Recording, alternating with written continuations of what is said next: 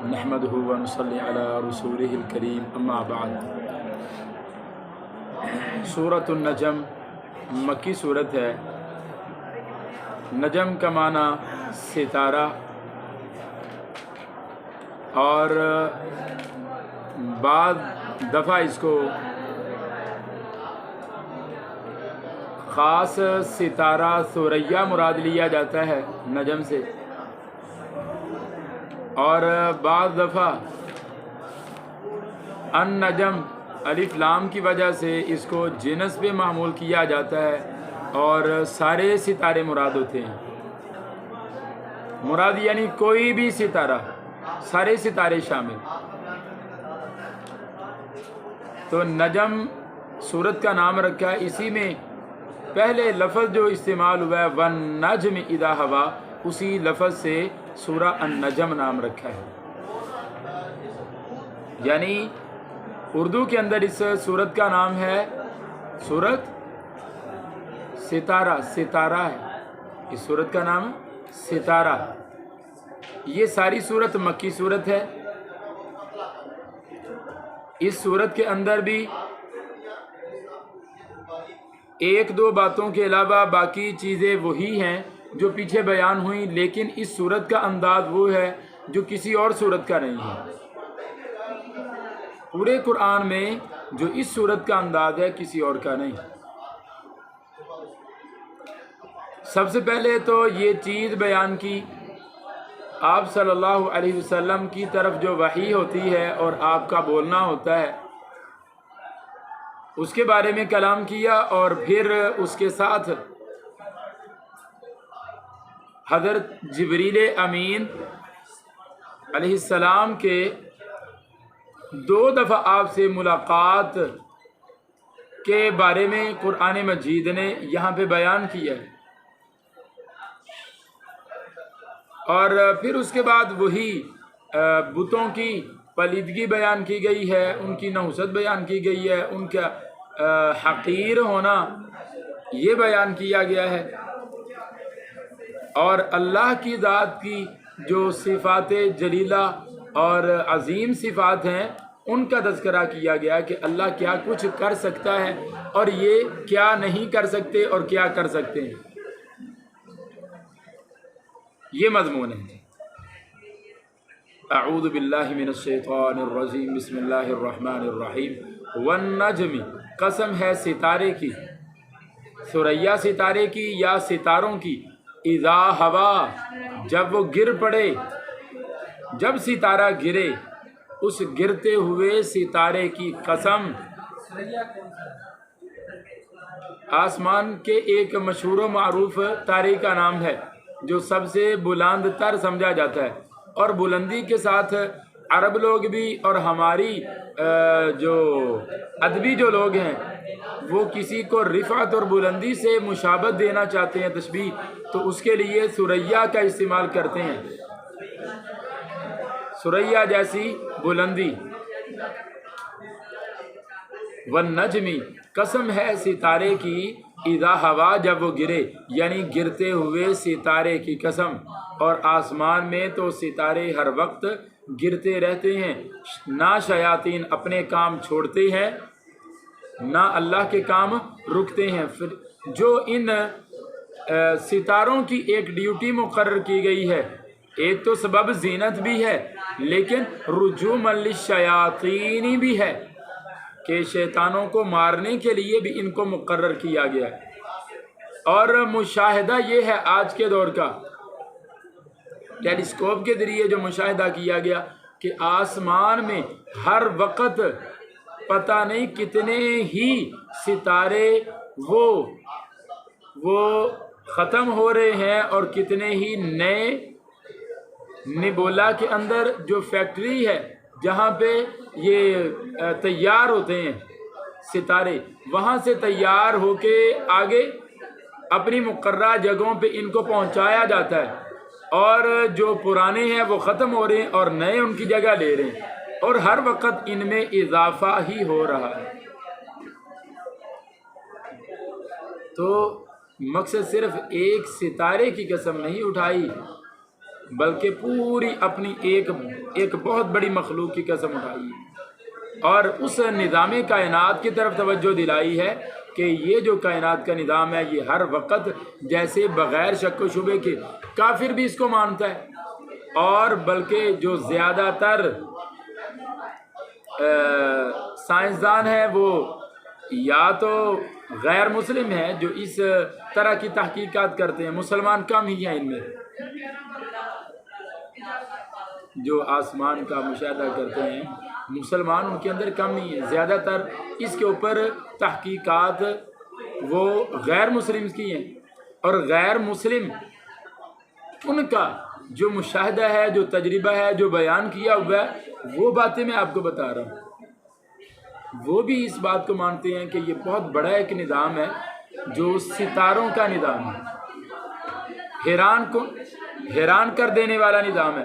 تو گویا اللہ تبارک و تعالیٰ نے اس قسم کے ذریعے ستاروں کے پورے ایک نظام کی طرف توجہ دلائی کہ جیسے وہ تمہاری مشاہدے کے اندر برحق ہے، تم دیکھ رہے ہو کہ وہ بالکل ایسا ہی ہو رہا ہے، ایسے ہی اس بات میں کوئی شک نہ رکھو، کوئی شک نہیں کہ تمہارا جو ساتھی ہے، تمہاری طرف بھیجا جانے والا جو نبی ہے، یہ بالکل سچا ہے، یہ بھولا بھٹکا نہیں ہے، نہ جان بوجھ کے غلط راستے پہ چلا ہے، نہ ہی جانے انجانے میں بھٹک گیا راستہ، ایسا نہیں ہے، بلکہ یہ علی البصیرہ، علی وجہ البصیرہ اللہ کے راستے پہ کھڑا ہے اور لوگوں کو بھی اس راستے کی طرف دعوت دیتا ہے۔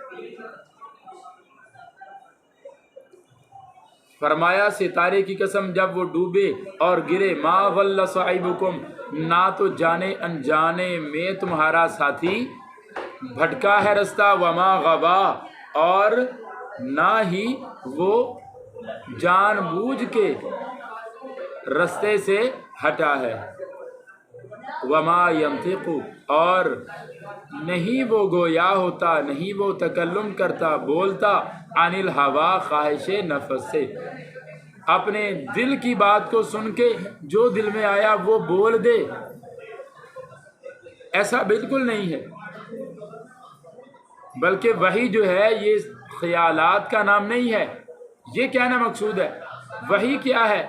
وحی وہ پیغام ہے جو اللہ کی طرف سے اتارا جاتا ہے، یہ خواہشات نفسانی کا کام نہیں ہے کہ جو آپ کے دل میں آتا ہے، آپ کے خیالات میں آتا ہے، وہ آپ لوگوں کو بیان کر دیتے ہیں، ایسا ہرگز نہیں۔ وما ینطق، اور آپ نہیں بولتے، عن الہوا، خواہش نفس سے، ان ہوا، نہیں ہے وہ جو آپ بولتے ہیں وہ نہیں ہے، الا وحی، مگر وہ صرف وحی ہی ہے، یوحا، جو وحی کی جاتی ہے آسمانوں والے رب کی طرف سے، جو وحی کی جاتی ہے۔ اچھا،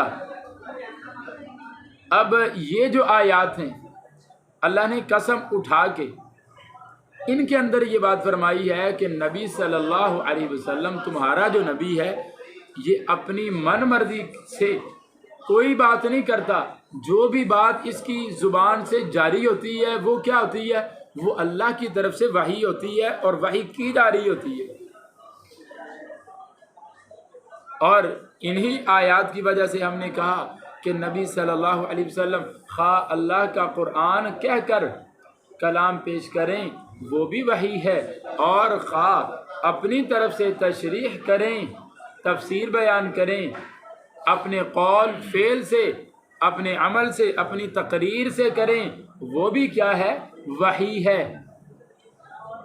تو اعتراض کرنے والے نے اعتراض کیا جو منکر حدیث ہے، یعنی یہ آیات جو ہے یہ وحی کو بیان کرتی ہیں اس انداز میں کہ نبی صلی اللہ علیہ وسلم جو بھی گویا ہوتے ہیں وہ وحی ہوتا ہے، اور آپ صلی اللہ علیہ وسلم صرف قرآن مجید سے تکلم تو نہیں فرماتے، بلکہ قرآن کے علاوہ بھی تکلم کیا، جس کے بارے میں خود آپ صلی اللہ علیہ وسلم کا خود کا اپنا فرمان ہے، خود وضاحت دی ہے، فرمایا الا وانی اوتیت القرآن ومثلہ معہ، سنو توجہ سے، خبردار، مجھے ایک تو قرآن دیا گیا ہے اور دوسرا اس کی مثل بھی دی گئی ہے۔ اب وہ مثل کیا چیز ہے، کس چیز کو مثل قرار دیا ہے؟ وہ مثل ہے ترکت فیکم امرین لن تضلوا ما تمسکتم بہما کتاب اللہ و سنت رسولہ۔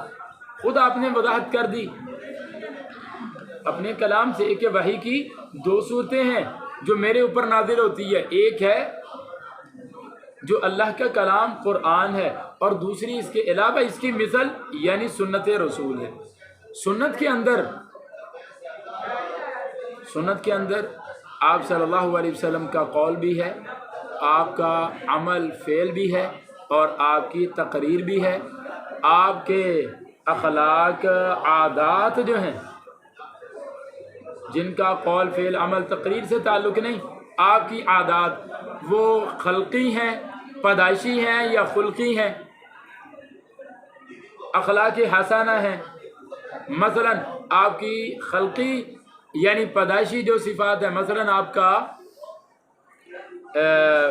قد کاٹ، بناوٹ، آپ کا حلیہ مبارک، یہ بھی کس کے اندر آئے گا؟ یہ بھی سنت اور حدیث کے اندر شامل ہوگا۔ تو حدیث بھی ہم نے کہا یہ حجت ہے جس طرح قرآن مجید حجت ہے۔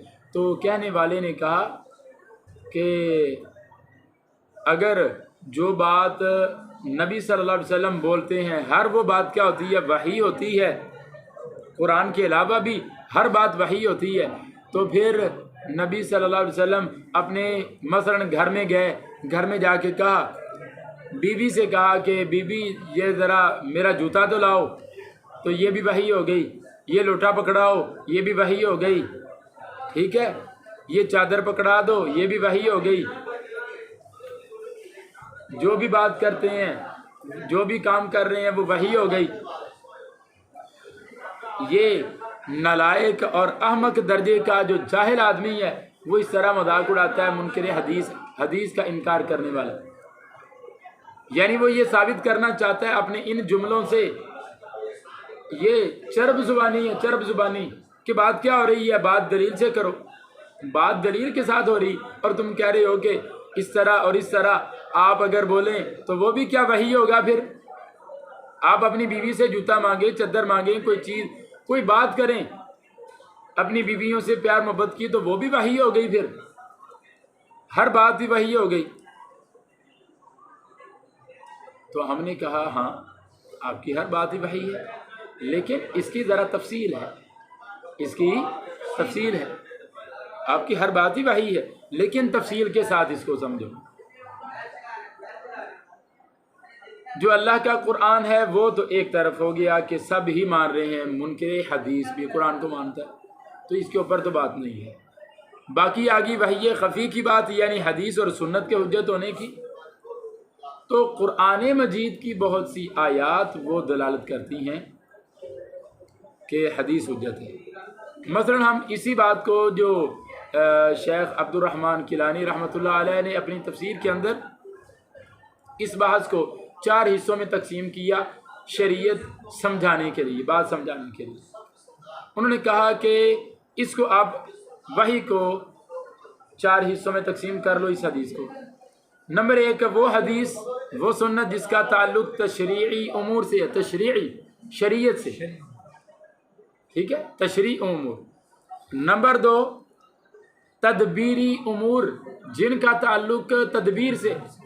نمبر 3 جن کا تعلق اجتہاد سے ہے، اجتہادی امور۔ اور نمبر 4 ہیں طبعی انسانی جو ضرورت کے تحت جو کام ہوتے ہیں، طبعی امور، ان سے تعلق ہے۔ اب بات کو سمجھو، قرآن مجید سے اگر آپ تشریعی امور کے بارے میں پوچھیں، سب سے بنیادی جو چیز ہے تشریعی امور کے اندر، بنیادی جو اسلام کا سب سے بڑا رکن اور ستون ہے وہ نماز ہے۔ ایسے ہی ہے جی، نماز کا اللہ نے بہت ساری سینکڑوں جگہوں پہ حکم دیا، لیکن طریقہ، اوقات، تعداد رکعات قیام، رکوع، سجدہ، تشہد، قعدہ، سلام، شروع کہاں سے، ختم کہاں پہ، اور وقت کون سا ہوگا، کن شرائط کے ساتھ ادا کی جائے گی، کون سے فرائض ہیں، کون سے ارکان ہیں، یہ کسی جگہ قرآن مجید میں موجود نہیں ہے۔ یعنی اگر آپ صرف قرآن مجید پہ عمل کرتے ہوئے نماز بھی پڑھنا چاہیں تو نماز نہیں پڑھ سکیں گے۔ اب آ جائیں اسلام کا دوسرا رکن ہے زکوٰۃ۔ کہاں ہے زکوٰۃ کے مصارف؟ قرآن مجید میں بیان ہو گئے، لیکن کیسے دینی ہے؟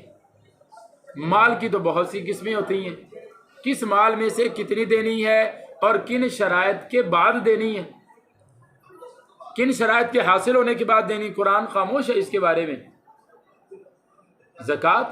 اب آگے آ جائیں روزہ، روزے کے احکام و مسائل، کچھ نہ کچھ روزے کے بارے میں قرآن نے بتا دیا، لیکن ایک بہت بڑا ذخیرہ جس کو محدثین نے کتاب الصیام کے نام سے اکٹھا کیا وہ آپ کو ملے گا نہیں۔ اس طرح طہارت کے مسائل، اس طرح نبی صلی اللہ علیہ وسلم نے قرآن میں ذکر کر دیا کہ یہ اللہ تبارک و تعالیٰ کہتا ہے حج کرو، وَلِلَّهِ عَلَى النَّاسِ حِجُّ الْبَيْتِ مَنِ اسْتَطَاعَ إِلَيْهِ سَبِيلًا، حج کا بھی حکم دے دیا۔ اسلام کے ارکان پر ہی عمل نہیں کر سکتے، ان کی ادائیگی ایک کی بھی ادائیگی نہیں کر سکتے بغیر قرآن کے ساتھ حدیث کو ملائے، کیسے کریں گے؟ یعنی یہ تو پرلے درجے کی حماقت اور جہالت نہیں معلوم ہوتی۔ ہاں اگر تمہیں کچھ اعتراض اور خیال پیدا ہو رہا ہے حدیث کے بارے میں کہ یہ حدیث یہ درست نہیں ہو سکتی، تو اس کے بارے میں بات کرو، اس کے بارے میں جانچ پڑتال کرو، سمجھنے کی کوشش کرو، پوچھو علماء سے جا کے۔ یہ کیا ہوا کہ گھر بیٹھے کہہ دیا، دیکھا کہ کچھ اس کو حدیث کو ضعیف کہتے ہیں، اس حدیث کا بھی اختلاف، اس حدیث کا بھی اختلاف، اس حدیث میں یوں آ گیا، یہ تو عقل نہیں مانتی، اس حدیث میں یہ بات آ گئی، اب یہ بھی معاشرتی طور پہ درست نہیں ہے، یہ بھی غلط ہے، وہ بھی غلط ہے۔ گھر میں بیٹھے ہی سوچ لیا سارا کچھ، جاتے علم کے پاس جاتے، تم جا کے پوچھتے علماء سے۔ اب غلام پرویز کو دیکھ لو جو منکر حدیث ہے، عبداللہ چکڑالوی کو دیکھ لو، ہے مولوی کہلاتی ہے، یہ چند حدیثوں کی وجہ سے جو ان کو سمجھ میں نہیں آ سکی۔ ہمیں تو الحمدللہ جو بھی حدیث مانتے ہیں پوری شرح صدر کے ساتھ مانتے ہیں، یعنی پوری سمجھ بوجھ کے ساتھ تسلیم کرتے ہیں اس کا پوری طرح سے احاطہ کرتے ہیں، اس کی بحث کا جان نہیں چھڑا لیتے، جو اعتراض ہوتا ہے اس کو رفع کرتے ہیں، وگرنہ اپنے سمجھ کو تسلی دے لیتے ہیں کہ لاکھوں حدیثوں میں سے اگر مجھے ایک سمجھ میں نہیں آئی تو میری سمجھ کے اندر غلطی ہو سکتی ہے، حدیث ساری غلط نہیں ہو سکتی۔ یہ کیا ہوا بھئی، حماقت ہو گئی ہے۔ اگر ایک بات تمہاری سمجھ میں نہیں آ رہی تو تم ساری حدیثوں کا انکار کر رہے ہو، پھر دین اسلام پہ جو عمل کر رہے ہو، نمازیں کیسے ادا کرتے ہو؟ اچھا یہ بھی ہو گیا۔ اب قرآن مجید کے اندر بہت سارے وہ مقام موجود ہیں جو بیان کے محتاج ہیں، اور قرآن کا وہ مقام کہتا ہے کہ ہم نے نبی اس سے پہلے آپ کو یہ بات کہہ دی ہے، اس سے پہلے یہ حکم دیا تھا، اب یہ حکم دے رہے ہیں، لیکن وہ پچھلا حکم اللہ کا قرآن میں ہوتا نہیں۔ اللہ کہہ رہے ہیں کہ میں نے یہ حکم پہلے دیا تھا، اب یہ حکم ہے، اور جو پہلے اللہ نے حکم دیا تھا وہ قرآن میں نہیں ہوتا، وہ کہاں چلا گیا؟ وہ قرآن میں حکم نہیں دیا تھا، وہ حدیث میں حکم دیا۔ ہاں جی، یہ بہت ساری چیزیں ہیں۔ پورا قرآن مجید جو ہے نا، اس کا آپ یوں لگا لیں کہ اس کا ایک جو حصہ ہے، 3 حصے کر لیے جائیں، وہ تو آپ چلیں کہہ لیں کہ توحید و رسالت ہے، وہ ویسے ہی سمجھ میں آ جائے گی، عقیدہ آخرت ہے، یہ مضمون بیان ہوئے ہیں، یہ ویسے سمجھ میں آ جائے گا، لیکن باقی جو احکام مسائل ہیں جن کا تذکرہ اجمالاً کیا گیا ہے، تفصیل نہیں بیان کی گئی، وہ کہاں سے ہوگی؟ اچھا، تو پہلی قسم پہ ہم بات کر رہے ہیں کہ پہلی قسم ہے ان امور کی جن کا شریعت سے تعلق ہے، تشریعی امور بغیر حدیث کے سمجھنا، ان پہ عمل کرنا کسی مسلمان کے لیے ممکن نہیں ہے۔ نمبر ایک بات ہو گئی، یعنی اس پہلی بات نے ثابت کیا کہ قرآن مجید کے ساتھ حدیث کی بھی ضرورت ہے، اس کے بغیر قرآن کی بھی بات پوری نہیں ہوگی۔ اچھا، اس کے بعد آگے چلیں، دوسری قسم ہے تدبیری امور۔ آپ صلی اللہ علیہ وسلم کے وہ امور جن کا تعلق تدبیر سے، جیسا کہ جہاد کے اندر کہ لڑائی کیسے کرنی ہے، اس کا طریقہ کار کیا ہے، فوجوں کو اور ٹولیوں کو تقسیم کیسے کرنا ہے، کس کو کہاں پہ کھڑا کرنا ہے، یہ اب ہر ایک کا جو حکم ہے وہ اللہ کی طرف سے قرآن مجید کے اندر تو نازل نہیں ہوا۔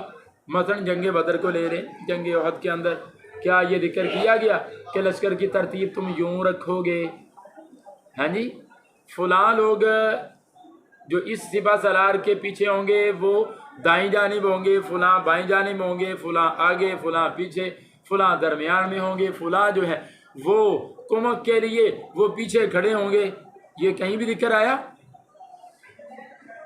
ان کا تعلق کس؟ حالانکہ آپ صلی اللہ علیہ وسلم بغیر اللہ کے حکم کے کوئی کام نہیں کرتے، یہ تدبیری امور سے تعلق رکھتے ہیں،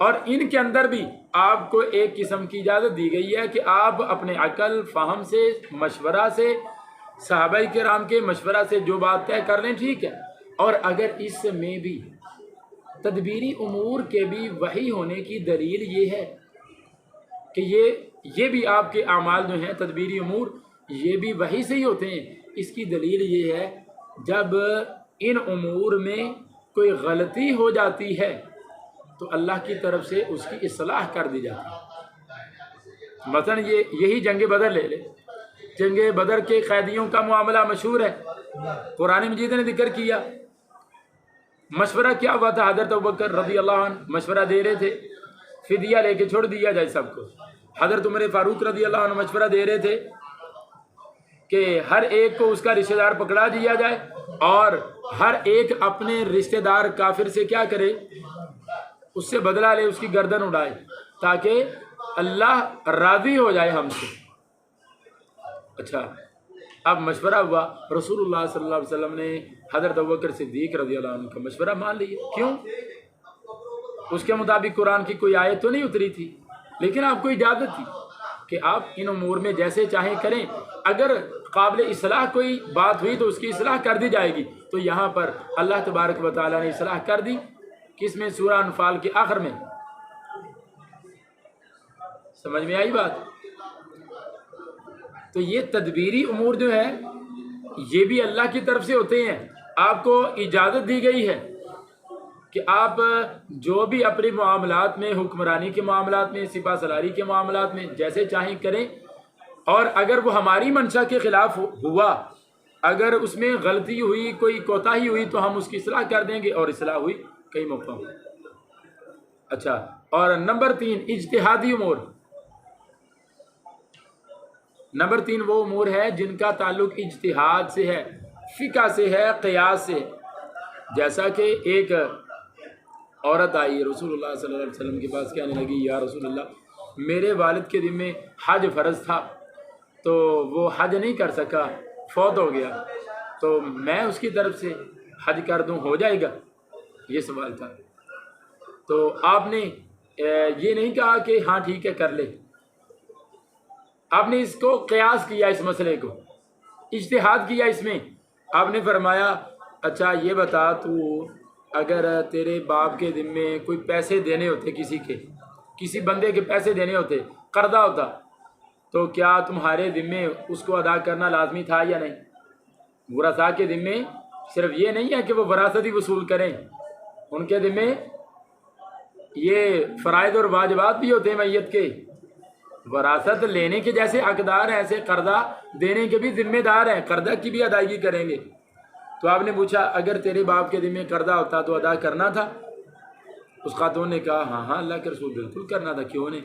فرمایا ایسے ہی اللہ کا قرضہ تو یہ زیادہ احق ہے، زیادہ لائق ہے کہ اسے ادا کیا جائے، یعنی جو اس کے اللہ کے حقوق میں سے جو چیز ذمے تھی وہ بھی ادا کرنی ہے، جس طرح آپ نے قیاس کیا، جس طرح تم سمجھتے ہو کہ کسی انسان کا دوسرے انسان کے ذمے قرضہ ہو دنیاوی مال و متاع کا، وہ ادا کرنا لازمی ہوتا ہے اس کی جانب سے، تو اللہ کا قرضہ بھی ادا کرو۔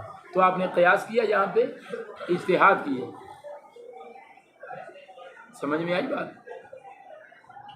تو اجتہادی امور ہوتے ہیں بات کہ آپ اپنی رائے سے اجتہاد کر لیتے ہیں اس میں، اور اس کام کی آپ کو اجازت دی گئی ہے، اور اگر اجازت نہ ہو تو پھر آپ کس طرح سے اپنی جانب سے مسائل بیان کر رہے ہیں؟ پھر تو یہ ہو جائے گا کہ رسول وہ صرف لغوی معنی کا رسول ہے۔ لغوی معنی میں رسول کیا ہوتا ہے؟ قاصد، ایلچی، معنی ڈاکیہ، جو تمہیں صرف ڈاک دینے کے لیے آیا ہے، وہ اپنی مرضی سے لکھے ہوئے خط کی تشریح نہیں کر سکتا۔ وہ تو تمہیں کیا دینے آیا؟ صرف ڈاک پہنچانی ہے، اس نے لکھا ہوا خط پہنچا دیا تمہیں بس۔ اب خط کو کھول کے پڑھنا اور پھر اس کی وضاحت کرنا، تشریح کر کے بتانا اس کی ذمہ داری نہیں ہوتی۔ تو رسول کو تم نے شاید پھر ڈاکیہ ہی سمجھ لیا، لغوی معنی کا رسول سمجھا کہ وہ بس صرف تمہیں ڈاک دینے آیا، قرآن دے کے چلا گیا۔ رسول کی ذمہ داری ہوتی ہے لِتُبَيِّنَهُ لِلنَّاسِ، تاکہ آپ وضاحت کریں، کھول کے بیان کریں، اور آپ کھول کے بیان کر رہے ہیں۔ اور نمبر 4 امور ہوتے ہیں طبعی امور۔ طبعی امور یعنی انسان جو اپنی ضرورت کے تحت کام کرتا ہے، کھانا پینا، سونا جاگنا، اٹھنا چلنا پھرنا، اپنی ضروریات پوری کرتا ہے، اپنی بیویوں کے پاس جانا، بچوں کے معاملات ہوتے ہیں، گھروں کے معاملات ہیں، تو یہ طبعی امور سے تعلق رکھتے ہیں، ہر انسان کا ان سے واسطہ پڑتا ہے۔ تو ان کے اندر بھی علماء نے تقسیم کی ہے کہ یہ بھی امور حتی الامکان زیادہ تر وہ امور ہیں طبعی امور کے اندر جن کے اندر آپ صلی اللہ علیہ وسلم کی اتباع امت کے ذمہ لازم ہے یا مستحب ہے کم از کم۔ مثلا چلیے دیکھ لیجئے، کھانے کا مسئلہ ہے، کھانا سامنے رکھ لیا، کیا پڑھنا ہے اس کے اوپر؟ بسم اللہ پڑھ کے اس کو کھانا ہے۔ کہاں سے شروع کرنا ہے؟ ادھر دوسری طرف بوٹی پڑی ہوئی ہے، وہاں سے اٹھا لی جائے، درست ہے۔ ادھر کچھ اچھا پڑا ہے اس برتن میں، وہ اٹھا لیا جائے۔ میوہ جات پڑے ہوئے ہیں کسی دوسرے کے آگے، کیا اٹھا لیا جائے اس کو؟ نہیں، اپنے آگے سے کھایا جائے۔ سم اللہ وکل بیمینک وکل مما یلیک، اپنے دائیں ہاتھ سے کھایا جائے۔ اب ان امور کا تعلق تو اللہ کے رسول صلی اللہ علیہ وسلم کے کس سے ہے؟ آپ کی ذات سے، کہ آپ ٹیک لگا کے نہیں کھاتے، آپ اس طرح چال چلتے ہیں، آپ اس طرح بیٹھتے تھے، آپ اس طرح سوتے تھے، آپ اس طرح جاگتے تھے، رات کو سونے سے پہلے آپ یہ پڑھتے تھے، صبح اٹھتے یہ پڑھتے تھے۔ آپ نے پورا کر کے دکھایا، اور قرآن مجید نے اسی بات کو، یہ جو طبعی امور ہیں، باقی امور بھی ہیں لیکن سب سے پہلے طبعی امور جن کا لوگ انکار کرتے ہیں، پہلے قرآن کہتا ہے لَقَدْ كَانَ لَكُمْ فِي رَسُولِ اللَّهِ أُسْوَةٌ حَسَنَةٌ۔ اب بتاؤ نمونہ کس چیز کا ہے؟ آپ سارا کچھ تو قرآن نے بیان کر دیا، تو آپ کس چیز کے لیے نمونہ بن رہے ہیں؟ اللہ تو کہہ رہا ہے کہ آپ نمونہ ہیں، آپ آئیڈیل ہیں ان کا۔ لوگ آپ کو دیکھ کے اپنی شخصیت تعمیر کریں گے، اپنے آپ کو سیدھا کریں گے، درست کریں گے، آپ کی شخصیت کو دیکھ کے اپنی شخصیت بنائیں گے، آپ کو دیکھ کر اپنے اعمال کی اصلاح کریں گے۔ اسوہ اور نمونہ کا تو یہ مطلب ہے کہ آپ ان کا ایک آئیڈیل ہیں۔ اچھا، تو وہ آئیڈیل کیسے ہیں؟ اگر حدیث کا انکار کر دیا تو آئیڈیل کیسے ہیں پھر؟ اس آیت کا پھر کیا مطلب ہوا؟ تو بہت ساری ایسی چیزیں ہیں جو ان لوگوں کی جو ہے ان لوگوں کا انکار کرتی ہیں، جو قرآن مجید کو صرف کافی سمجھتے ہیں، اور بلکہ رسول اللہ صلی اللہ علیہ وسلم کی پیش گوئی بھی موجود ہے اس کے اوپر۔ آپ نے فرمایا کہ ہرگز بھی میں تم میں سے کسی کو اس حالت میں نہ پاؤں کہ وہ اپنا تخت تکیہ لگا کے بیٹھا ہو، اور جب اسے کوئی دریافت کیا جائے، مسئلہ پوچھا جائے، کہا جائے کہ یہ تو حدیث میں آیا ہے، رسول اللہ کی حدیث یوں کہتی ہے، تو وہ کہے نہیں ہمیں تو اللہ کی کتاب کافی ہے، یہ صحیح حدیث ہے۔ فرمایا ہرگز بھی تم میں سے کوئی بندہ اس حال میں نہ پایا جائے کہ وہ کہے کہ ہمیں بس کتاب اللہ کافی ہے۔ کتاب اللہ کافی ہو تو پھر تم بتاؤ تم کس طریقے سے نماز پڑھتے ہو؟ جو منکر حدیث ہے کس طریقے سے نماز پڑھتا ہے؟ کون سے ابا جی نے اس کو طریقہ سکھایا؟ اس کے آباء و اجداد تو 2-3 نسلوں میں جاؤ پیچھے، ہندو ہیں، سکھ ہیں، مجوسی ہیں، کس ابے سے سیکھا اس نے؟ کہتے ہیں نا کہ تعامل سے سیکھا، دیکھا لوگ جس طرح پڑھتے ہیں، تو لوگ تو کئی طرح پڑھتے ہیں۔ قیام کو ہی لے لو، قیام کو رفع الیدین تو ساری کرتے ہیں نا، شیعہ بھی، بریلوی بھی اور دیوبندی اہل حدیث پہلا رفع الیدین سارے کرتے ہیں، پھر اب کچھ ادھر سے ہی نیچے کر دیتے ہیں ہاتھ، ٹھیک ہے، ہاتھ نیچے کر دی، کچھ جناب کہتے ہیں باندھ لو ذرا نیچے کر کے باندھو ناف سے، کچھ کہتے ہیں نہیں ناف سے اوپر باندھو، کچھ کہتے ہیں سینے پہ باندھو۔ تو تم کون سے طریقے پہ پڑھ رہے ہو؟ یہ تو طریقہ ہی مختلف ہے، متفق نہیں ہے۔ چلو ان کے پاس تو کوئی نہ کوئی دلیل، اپنا ثبوت موجود ہے جس کو وہ پیش کر رہے ہیں، تم نے ان کا طریقہ لیا ہے، کیوں لیا ان کا طریقہ؟ ان میں سے ایک کا لیا، سب کے طریقے پہ پڑھو پھر، کیوں؟ تعامل امت تو مختلف ہے، تمہاری دلیل ہے تعامل امت کہ امت کر رہی ہے تو بس دلیل بن گئی، امت عمل کر رہی اس کے اوپر۔ انہوں نے کہاں سے لیا؟ انہوں نے پھر صحابہ نے اللہ کے رسول صلی اللہ علیہ وسلم کو دیکھا، وہ اس طرح کرتے تھے تو اس طرح کیا انہوں نے، تو یہ کہاں سے ثابت ہے؟ یہ کہاں سے ثابت ہے کہ صحابہ ایسے ہی کرتے تھے؟ کیوں؟ حدیث کو تو مانتے ہی نہیں، کس طریقے کے مطابق یہ عمل کر رہے ہو؟ زکوٰۃ کیسے ادا کر رہے ہو؟ اس میں بھی اختلاف ہے، زکوٰۃ کے بعد آ جائیں، حج کا طریقہ ہے، اس میں کئی چیزوں میں اختلاف ہے، حج کے مسائل میں، روزوں کے احکام و مسائل میں ہمارا بریلویوں کا، دیوبندیوں کا، شیعوں کا کتنا اختلاف ہے، رمضان گزارنے کے والے سے کتنا اختلاف ہے، ہر ایک چیز میں آپ کو اختلاف نظر آئے گا۔ تم ان کے حدیث سے پوچھو تم کس تعامل امت پہ، اہل حدیث تعامل امت، بریلوی تعامل امت، دیوبندی تعامل امت، شیعہ تعامل امت، کون سا تعامل امت تم نے لیا؟ اس کی کوئی سند بھی ہے پیچھے اس تعامل کی؟ لیکن وہ اتفاقی تعامل امت کے اتفاق ہے کہ قرآن حدیث سب دیوبندی بریلوی شیعہ قرآن حدیث پر ہی ہے، وہ صرف قرآن پر ہے، یہ تعامل امت میں شامل نہیں، قرآن حدیث پر حدیث بھی تعامل۔ یعنی آپ یہ کہنا چاہتے ہیں شاید کہ اگر وہ اس تعامل امت کو لے رہے ہیں جو بے سند ہے، لوگوں کو دیکھا دیکھی لوگ کر رہے ہیں، یہ کر رہے ہیں تو ہم ان کو دیکھ کے پڑھ رہے ہیں نماز، اس طریقے کے مطابق کسی حدیث کی ضرورت نہیں ہے۔ لیکن یہاں پہ نکتہ ہے نا ایک، اگر اس بے سند بے دلیل تعامل امت کو تم لے رہے ہو بغیر سند کے پوچھے، تو سند والی حدیث تمہیں کیا تکلیف پہنچاتی ہے نا؟ قابل غور بات ہے کہ وہ ساری نماز، زکوٰۃ کا طریقہ، حج کا طریقہ، روزے کے احکام و مسائل، وہ ساری چیزیں تم نے لے لی، کہا کہ تعامل امت ہے اور سند مانگی نہیں اس تعامل کے اوپر، کیوں؟ تم حدیث کو تو مانتے ہی نہیں۔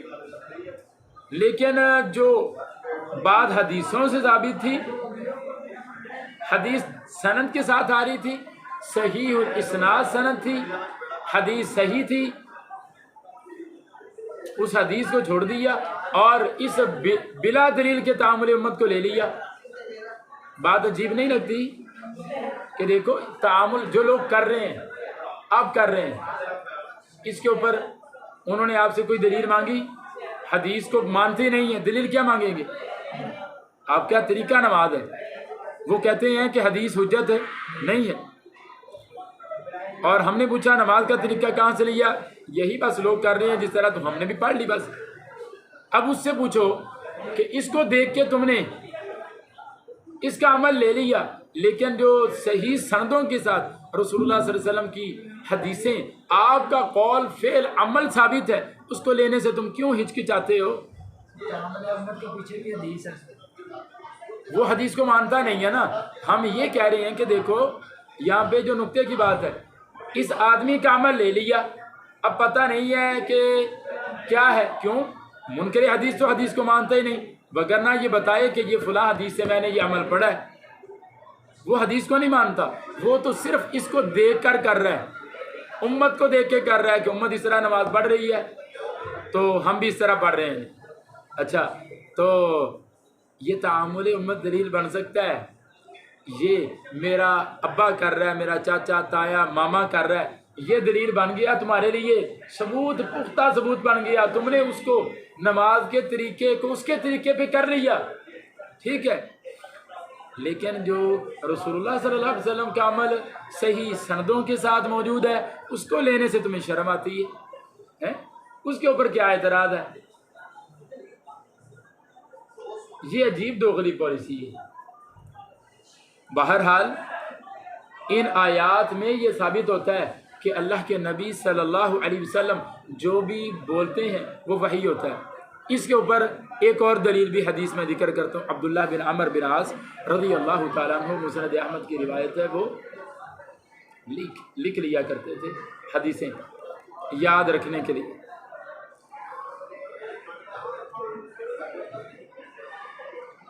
تو عبداللہ بن عمر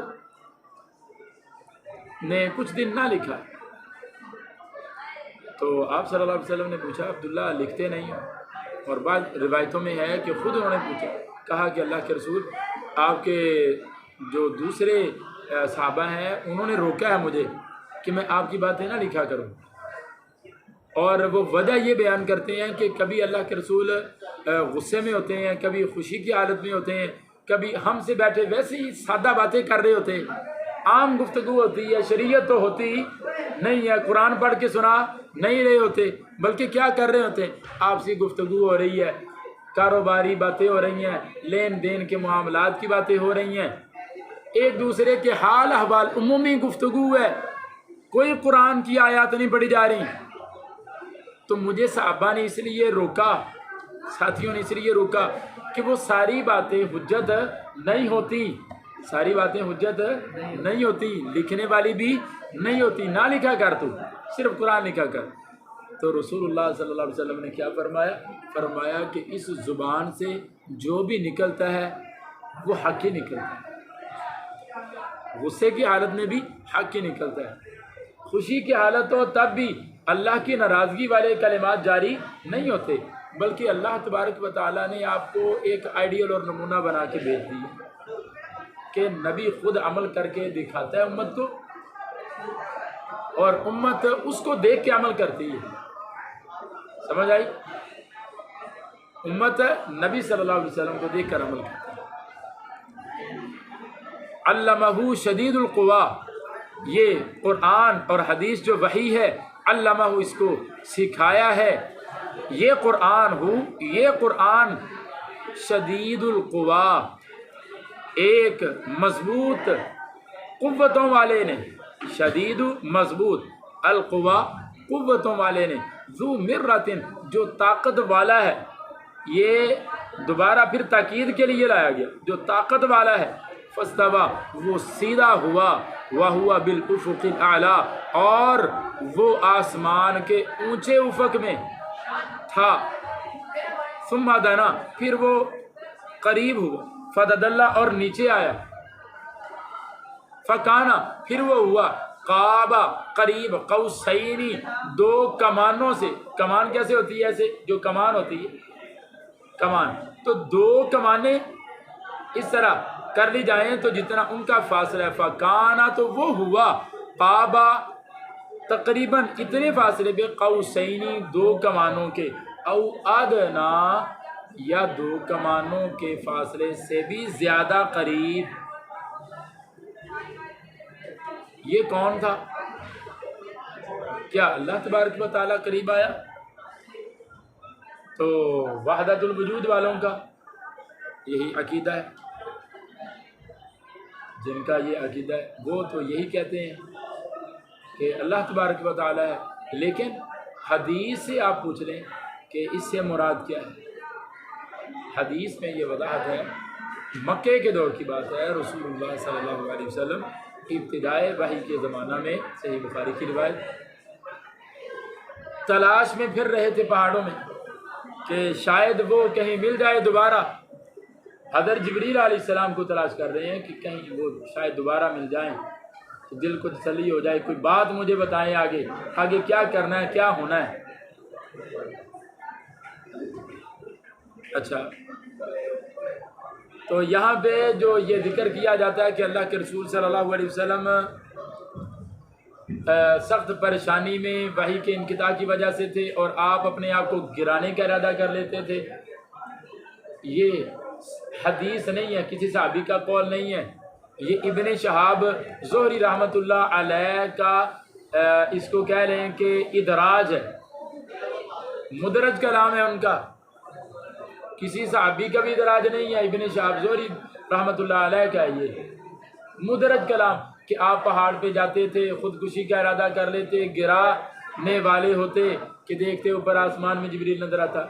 یہ بناوٹی بات ہے بھائی، کوئی دلیل نہیں اس کے پیچھے، سند کی اس کی تحقیق کر لینا، دیکھنا جا کے۔ ابن شہاب آئے گا آگے اس قول کے اوپر، ابن شہاب رحمۃ اللہ علیہ کے کئی جگہوں پہ اس طرح کے نوٹ ہیں جس نے اختلاف پیدا کیا، بات سیدھی چلی آ رہی تھی، کوئی درمیان میں ایسی بات درمیان میں داخل کر دی، امت کے لیے اختلاف چھوڑ گئے۔ تو ان کی بات یہاں پہ حجت اور دلیل نہیں ہے، کیوں؟ وہ ابن شہاب زہری ایسی بات بیان کر رہے ہیں کہ جس کو دیکھنے کے لیے یا بیان کرنے کے لیے سننا ضروری ہے اور رسول اللہ صلی اللہ علیہ وسلم کو دیکھنا ان کا ضروری ہے۔ اس سے بچو ابن شہاب زہری، اس کا قول جو ہے نا، ذاتی قول جو مخالفت میں آ رہا ہو، حدیث کے بعد مدرج ہو، اس کو قبول نہ کرو۔ کئی جگہوں پہ ایسی اختلافی نوٹ انہوں نے دے دیے، یہ ان کا ذاتی نوٹ ہے، ذاتی رائے ہے، ٹھیک ہے جی۔ تو یہاں پر بھی انہوں نے یہ والا نوٹ دیا ہے، یہ ابن شہاب زہری کا۔ تو دیکھو بھئی، یہ تابعی ہے، ابن شہاب زہری تابعی ہے، اور تابعی وہ رسول اللہ صلی اللہ علیہ وسلم کی مکے کی کیفیت بیان کر رہا ہے، کیا اس نے رسول اللہ سے سنا ہے یا اس نے دیکھا ہے؟ ہاں جی، دیکھا ابن شہاب نے ہے، تو کیسے بیان کر رہا ہے وہ؟ کہاں سے؟ وہم ہی اپنا۔ تو ابن شہاب زہری کے بہت سے اوہام ہیں، اس کے وہموں سے بچنا ہے، یہاں پہ وہ وہم بیان کیا اس نے۔ بس بات اتنی ہے، جو صحیح حدیث ہے نا ابن شہاب زہری کے قول سے پیچھے، وہ صحیح بات یہ ہے کہ نبی صلی اللہ علیہ وسلم پریشانی میں مبتلا، تلاش میں تھے، تو آپ نے دیکھا کہ آسمان میں نظر اٹھائی تو 600 پر ہیں حضرت جبریل امین کے، ایک کرسی پہ براجمان، آسمانوں زمین کے درمیان میں اوپر بیٹھے ہوئے، تو اس کے بارے میں یہ والی آیت۔ اور آگے جو ہے فاوحا، اس نے وحی کی، الی عبدہ، اس اللہ کے بندے کی طرف، ما اوحا، جو بھی وحی کی اس نے، الی عبدہ کی ہی ضمیر اپنا بندہ نہیں، اس اللہ کے بندے، یہ بھی ضمیر کا معنی ہو سکتا ہے اور یہ بھی معنی ہو سکتا ہے۔ فاوحا، پھر اللہ نے وحی کی، الی عبدہ، اپنے بندے کی طرف، ما اوحا، جو بھی اس نے وحی کی، ما کذب الفؤاد، نہیں جھوٹ جانا، الفؤاد، دل نے، ما رآ، جو اس نے دیکھا، وہ جھوٹ نہیں تھا جو دل نے دیکھا۔ افتمارونہ، کیا تم شک کرتے ہو، کیا تم جھگڑتے ہو اس کے بارے میں، علی ما یرا، اس پر جو وہ دیکھتا ہے۔ یہاں سے پھر آگے بڑھیں، میٹنگ پتہ نہیں ہوتا 2 منٹ۔